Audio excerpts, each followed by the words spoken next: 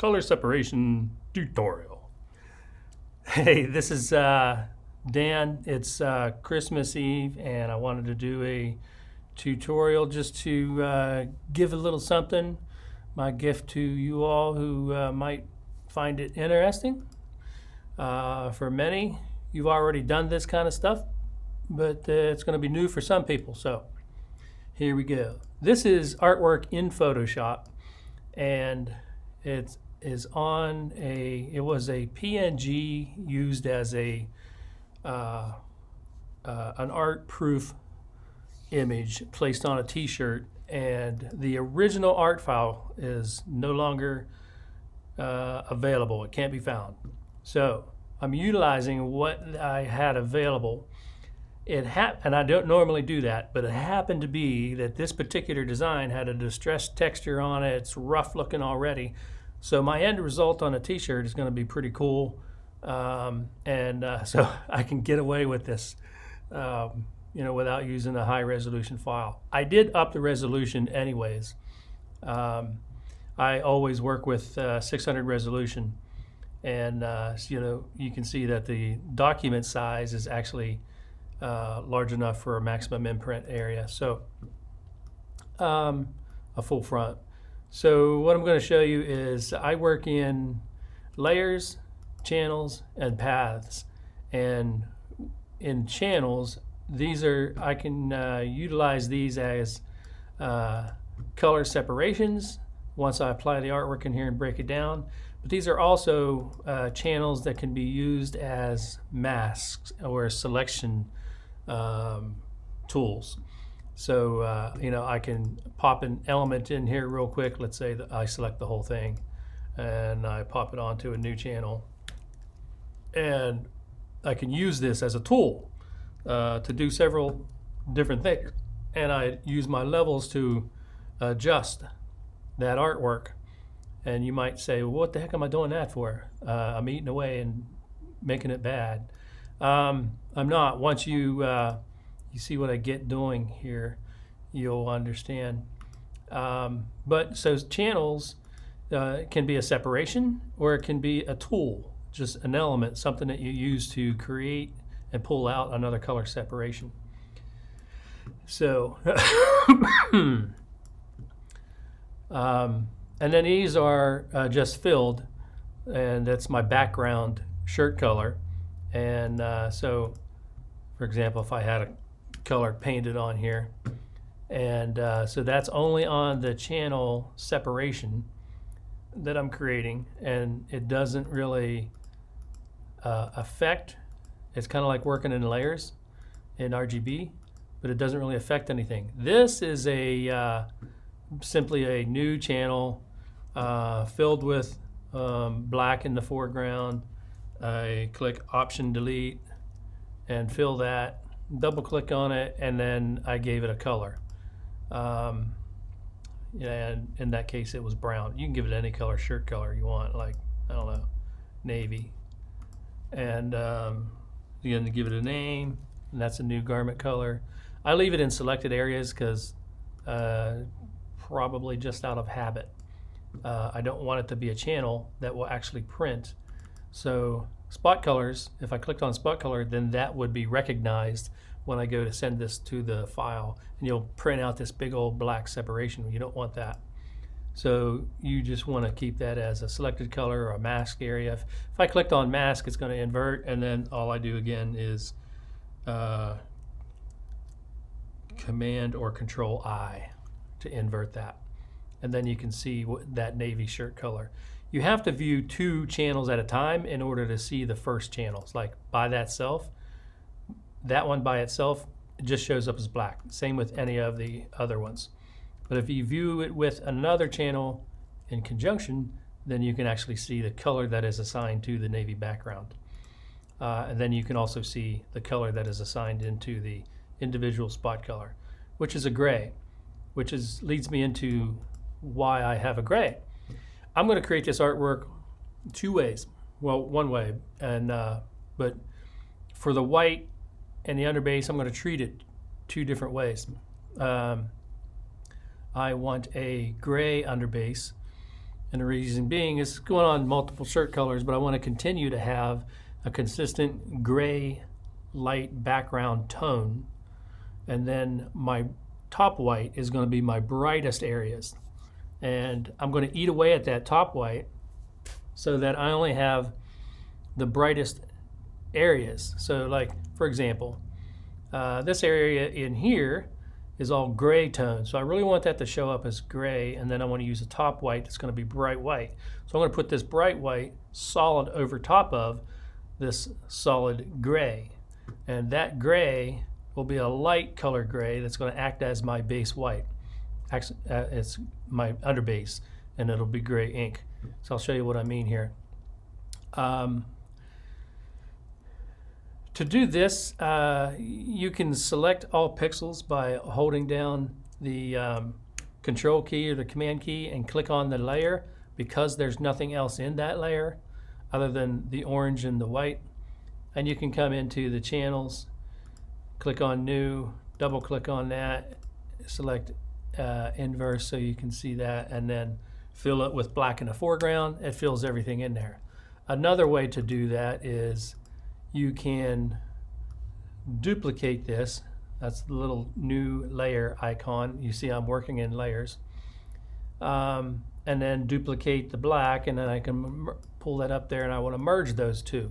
So you see that I just hid the two below it, and I only want to see the two top ones, and I want to merge those two together, and that's Control or Command Shift E.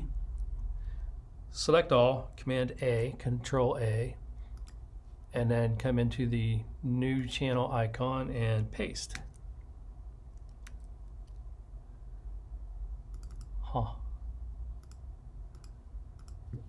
Paste. Select all, copy. Maybe I didn't copy that last time. Must not have. And then invert, Control I, or Command I on a Mac.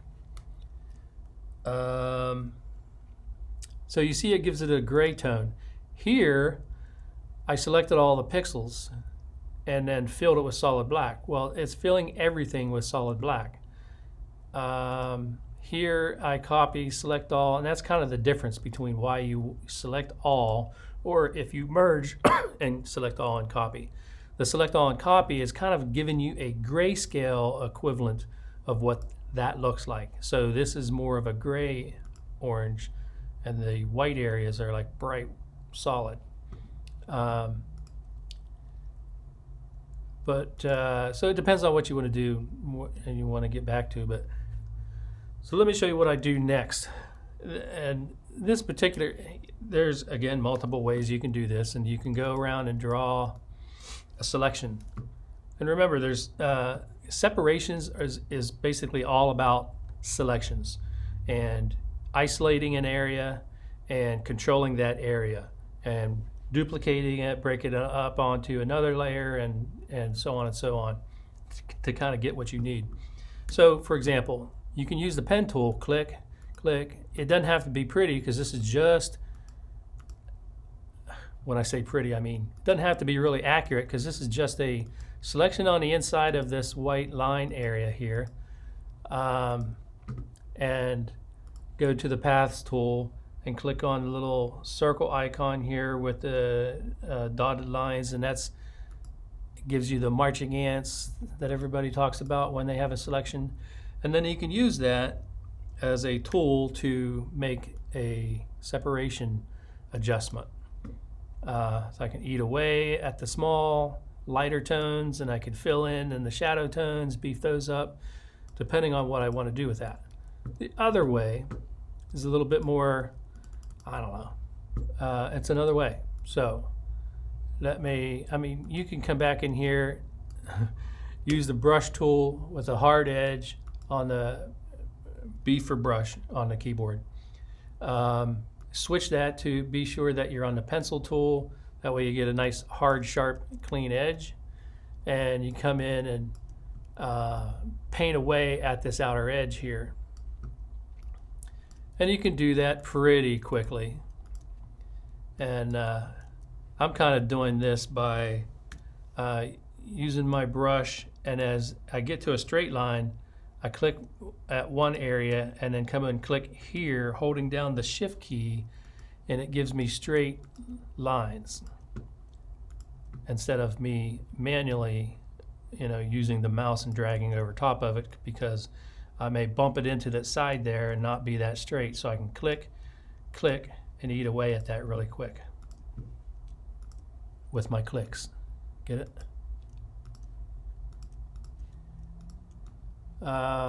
So that's another manual method. And so what I want to do in a nutshell is I want to select all of this. Let me step back. Another thing that people like to do is on this is they like to use the eyedropper and use color range and click in here and reference that color and select that. That is a pretty good method for not so well for this element here, this artwork here that has a lot of shades of orange that fall into the dark black shirt background. Color range doesn't pick up everything 100% accurately, so that's why they call it range. They give you ranges in between of how much you want to pick up, and even when you have full 200% and then you go into fill it onto a new channel, let's see how it looks. See it? It's not 100% perfect. See all this gray area that's in there? And that's the color range. See, it left out a lot of, even at 200% range, it's selecting everything it can. It didn't select everything. And so that's why I don't really like to use color range. But on a design like this, I probably could get away with it pretty easily, especially if I come in and take that and beef that up and fill that in more solid. Definitely you could use that. The other way is to, as I was saying, you can make another duplicate of this. I like keep copies of everything. Fill this in really solid, beefing this up a little bit, and then eating away at the lighter percentages. See, I don't really want that middle color, the orange area. I want to burn that out enough. See that little bump right here? That's an indication that that's going to be the drop off of where the orange disappears. And then drag the shadow area, the solid darker areas, over, filling that in much more. You see as I open this back up, it gets back into the orange area. And I'm trying to get a good solid separation of just the white and the gray areas. But I know by doing that, it's not going to cover everything. You see how, let's color this really a bright pink so you can see what's what. You see I lost all this other stuff that's out here, and that's why the selection tool is a good way to make sure that you capture everything that you can. So let me delete all these before we get too confused, and go back in here, select all, copy that again, paste, invert, and so back to the paths tool. That's going to give me a good isolation of everything in there. So I am going to click through that real quick, and I'll see if I can skip through all of this, just so that in the tutorial you don't watch me sit here and click for 10 minutes of the video. And so I'll delete that out, edit it out.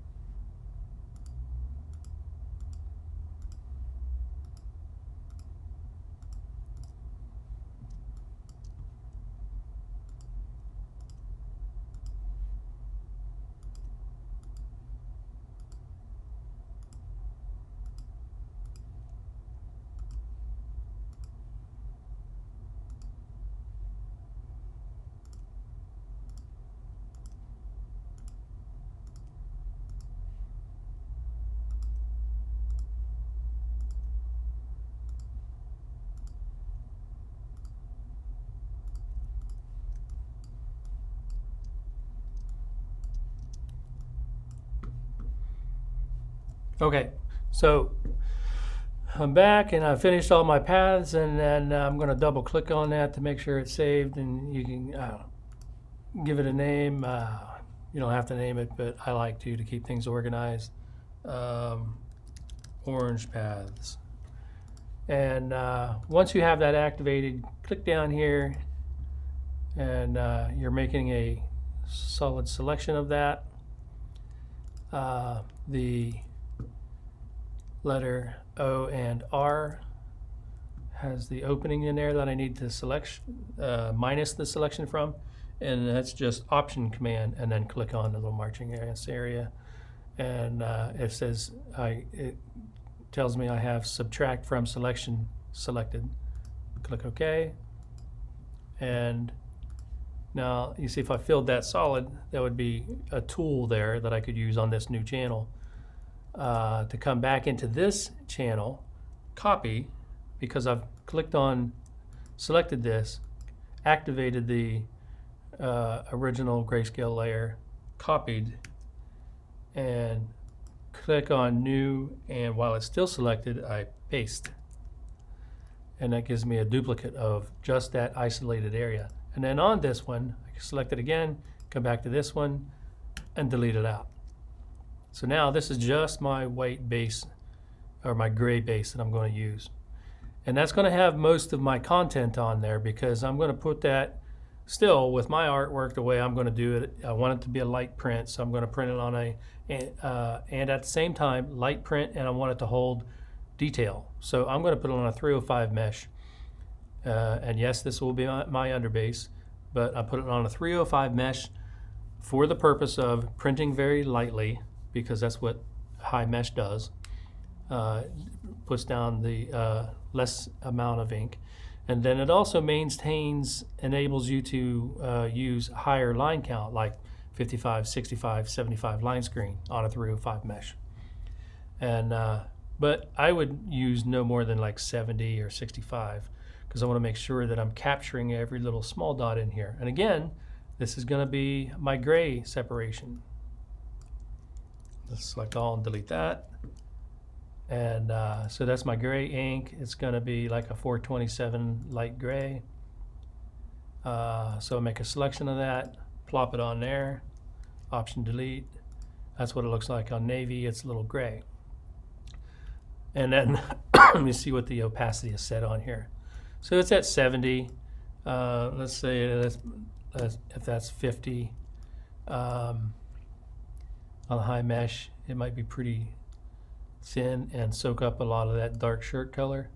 And then I'm going to do one for the top white, and that's going to be pretty much a duplicate of this, except on the top white, I'm going to only leave in my brightest, more intense areas, because I want this to look cracked and show depth.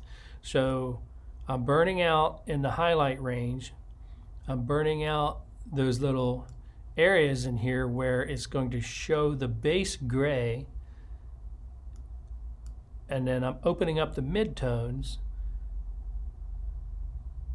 to where that's going to show texture, and then I'm beefing up my solid bright white areas so that I have good texture going on, good contrast in that. When you combine that with the top white, you'll see that enables me to capture a lot more shape out of that artwork, that detail. I can even open this up a little bit more probably when previewing those two together, and allow more gray underbase to show through there. And really the only thing that's going to be left is my very bright top whites. So if I tone this down to, let's say, 10% opacity, you can kind of see a good contrast there.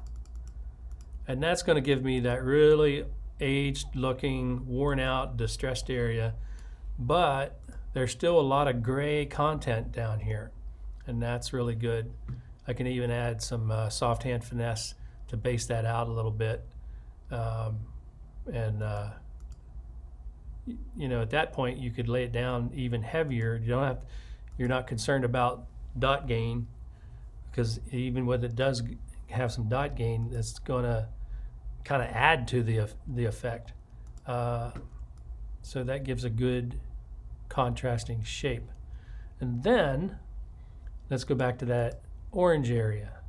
So this is my orange separation, and I'm in the white area on the base.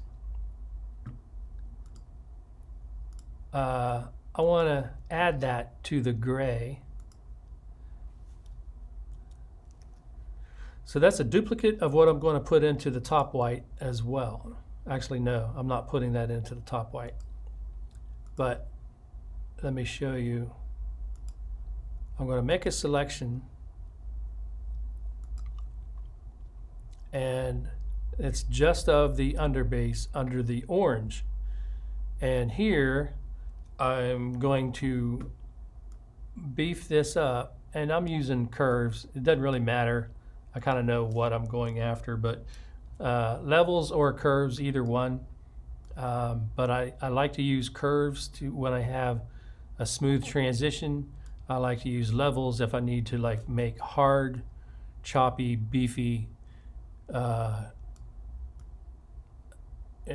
adjustments.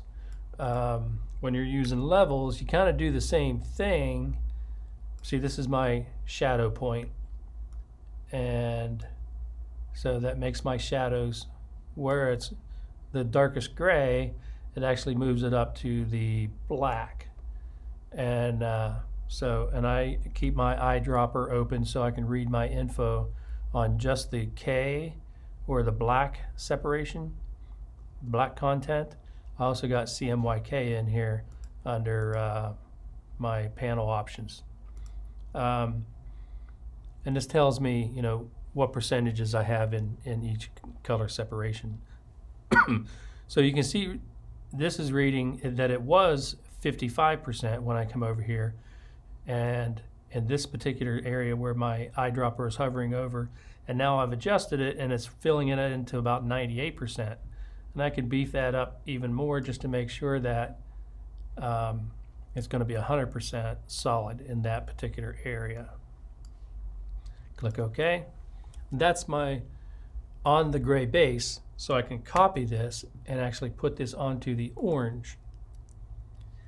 Now, I don't want an exact duplicate onto the orange, so I want to go to the gray base and I want to adjust my curves so that this slightly pulls back. I don't know the word for that, but more elegantly. So it has more tonal content is what I want to say. And so when I pull that back and slide it with this nice slope that goes up to the black point, and this is my highlight point. See, if I pulled this up, I would be adding percentages into my selection where it normally should be white. I don't want to do that. I just want to adjust that mid-tone range. And so this is 50%, 25%, 75%. I can take those points out. I just clicked on that line and added points. I'm going to bend this out nice and smoothly because I want a nice soft transition. I do want some orange hanging out over top of the underbase. So I'm on the underbase and I'm adjusting and burning this out in the highlight range so that this underbase creeps well up underneath of the orange. And the orange I can actually fill in just a tad. And so this area here is reading at 7%, and I can actually put in a little bit more. And this is kind of arbitrary and random and based on my past experience, on what I've seen the results to be on press. I'm just filling that in a little bit, taking a 3% to a 5%, and even a little bit more, and allowing this to really lay over top of the underbase and let the underbase do the work for beefing that up. So you can see I've got this ink opacity, solidity down to 20%. The orange ink is going to be on a high mesh also, but it's a 230. And it's still going to be translucent. And orange and yellows and reds, they're pretty translucent inks unless you make them opaque. And there's my top white over top of that. So you can see a good strong contrast and giving you that shape. And you know, what's solid's going to print solid, and what's light is going to be supported by the underbase. And so that'll be kind of a bright orange right there. And some of these areas as it gets down to here are going to turn a little brownish and darken up to the shirt color, no matter what shirt color I put that on. So that was on navy. So we're going to put it on gray, and then we're going to put it on orange or brown, and then black. So you can see in here, this looks really aged and cracked, and that's exactly what I want. If I turn that opacity up into some of those areas, I call that 65%. That's a little closer to what I'm going to get in the brighter areas. And it's the one thing that you can't get in the preview is you can't preview what it's going to look like in the brighter areas if I have this set to 100%, for example, and it doesn't show you as well the ink saturation that you're going to get as it fades into the shirt color more precisely. So you know, you get a little bit of a preview here, and that's why you're able to have these the color and assign a specific color and the solidity, but it just doesn't show you true representation as you would get on the shirt. And that's pretty close, but that's another thing why I don't like to do separation proofs for customers, because what I do in the separations you can't visually see here in the art file, or if I made a screenshot of it and put it onto a shirt, it's not going to look identical to what happens on press. You can come close, you can get a representation, but not a 100% accurate representation. So I always tell people that say, hey, can I have a proof of the seps? Yeah, you can have one, but it's not going to be accurate. It's kind of a waste of time to me. So you know, that's what the art will look like with the gray ink. That's the top white. That's the underbase under that. And you can see that I've got a solid gray underbase, but it looks so gray, doesn't it? It looks like you know, 50% or 40% halftone. But there's a lot of areas where that's just a solid gray ink going down. And that's going to be enough to print that color over top and give it color support. You don't need a super bright white, solid, 100% solid underbase under a color. The color only needs so much support. That's why even on a yellow, if you're trying to support yellow with a white underbase, you really only need about maybe 70, 80%. I like to do 80 to 90% solid base. A lot of times I'll even go with 100%, but it's just not needed. Reds are like 65% for bright reds, like a 185 red. You can underbase that with a halftone underbase of 65%. And the darker the color, the hue, the less underbase halftone you need. So like a navy, you wouldn't want to, in most cases, you wouldn't underbase that at all. But if it's going on a navy shirt and you are printing another color, darker navy or a lighter navy on a navy shirt, you want some type of color contrast in there, so you want to assure that you'll get some color contrast, and you might underbase that then by, let's say, 20%, just to help maintain a color difference between the shirt color. And then I would save this, and then this would be my working file, because if I need to come back in here, I have these selections already made, so you don't want to delete those. And then so I would select all three of these when I'm ready to print, and then I would build my separation file. And I don't need all that crap. Delete. And when you actually go to separations, that's another beast. How you get there to the printing of films is done in many different ways, depending on what program you have, and are you printing directly from Photoshop? Do you need to, if you're outsourcing and you get SEPs that were done in Photoshop, but you only have a vector program like Corel or Illustrator, and you need to output film from there, the files can be done in different ways. And then, let's say you need to get halftones and you want to do your own halftones. Well, some people will run them through they don't have a rip, but they do have a auto separation program that has a built-in rip to that. So those files need saved in a certain way so that you can open them up in, I don't know what program that would be, but another auto separation program, and then create your halftones.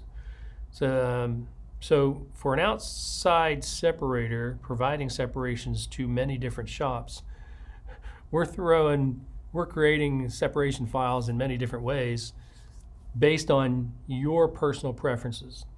And so we must be very versatile in how we offer separation files. And some want the RGB left in, but maybe they want it on a solid black background, so that it's shirt color. That comes into their program, and it comes in as, the background comes in as CMYK converted, because you don't print RGB. And so you'll have CMYK separations in your file when you go to print, as well as the spot colors, but then you just don't print the CMYKs, you print the spot colors only. Other people want a white background in RGB, and that kind of helps make it more efficient. But as you see, it makes it harder to see the art also. Some people just want the individual separations, and they print directly from Photoshop. And other people want this file saved as a DCS2, which is an EPS and is a larger file size, and that adds more steps. But basically, in the vector programs, you want to open the file and print. You don't want to do a lot of dancing around and trying to get your file set up to print correctly. You want the file to open and print. So with DCS2, you can do that easily in Photoshop or easily in Corel and Illustrator. But getting there, then the file can be saved as PDF or native Corel or Illustrator file with that file placed in there. Again, a lot of different ways to print the file. But I like to print straight from Photoshop, and so I'll have all three of these selected by holding down the Shift key, and I select all, Command or Control T, and that shows me the little center point of my file. And then I drag from the rulers bar, I drag over my center guide, and that tells me where I want to place my registration mark. And I'm at 600 resolution, so I use the pencil tool and a small brush, and I know that to be about 8 pixels will work fine for giving me, apparently I already had a center line in there. 8 pixels will give me a pretty good thick registration mark that I can print. And so because I have top white on the top previewing, I have the little eyeballs turned on, I'll hide one, and now I can see my brush, but it's still active. I'm still activating all 3 channels, and then I come in and paint in a crosshair. These don't have to look pretty, they just have to look thin so that you can register them up properly. It could be a cross, it could be a circle with a cross, and could be a lot of different things, doesn't matter. And then I like to put in the color names. So 1 base gray 427. And then I indicate to the screen maker that I want a 305 mesh for that base, because that alone is very confusing. They'll think underbase, oh, I'm going to put that on a 156. So if they don't know your intent or what you want to do with that, or the look you're trying to get, they, go by mentally what they think a typical underbase might be, which might be a 110 or 156 or 230. So that's why I indicate exactly what mesh I want on there. And then so my second one would be orange, 144, and then 230 mesh. 3 will be top white,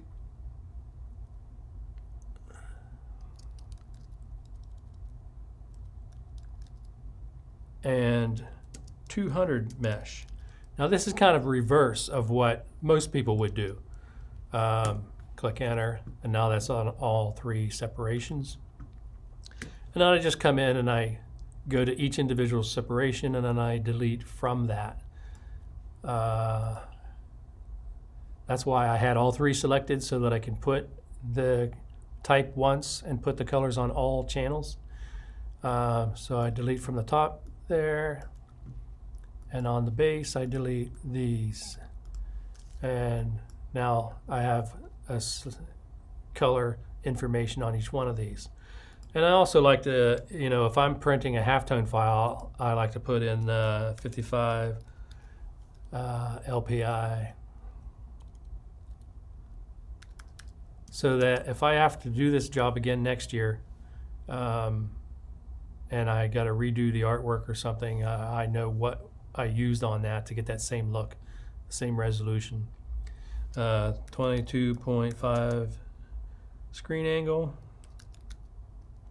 and elliptical dot, and then that would be on each one of those channels. So with the, I'll hide that again, drag a selection over top of this, and I click Option and Command, and I just drag and Shift, and I drag a duplicate down here that is applied on all 3 channels. So if I look at each one individually, pop, pop, pop, and now really that's about it in a nutshell. And but for me, in accurate and printing to film, I go to print, I have all 3 eyeballs turned on. That's indicating I want all 3 spot separations to print. I choose accurate Epson under my printer setup. Choose my page, and that's my default page. There's my page size. I'm going to go with 13 by 19, just to see what, yeah, that's pretty wide, 13 by 19. I could change up the horizontal page, but this bottom section down here I'll use for I'll cut this film in half on the cutting board, and then I'll use this film for left chest prints or pocket prints or something. And this is where you want to make sure that you have it set on separations, which changes up if you have the RGB layers in there also. And you can print composites from here to a color printer or something for an art proof. I'm going to click on separations, and then click print. And then it would print each one of these one right after the other. I don't have to only send the bay grays and then only send the orange one at a time. I can have all 3 of these on, click print, and I'm done with all of them. And then I just continue to load my film in. And that's it. Hope that helps, and happy holidays.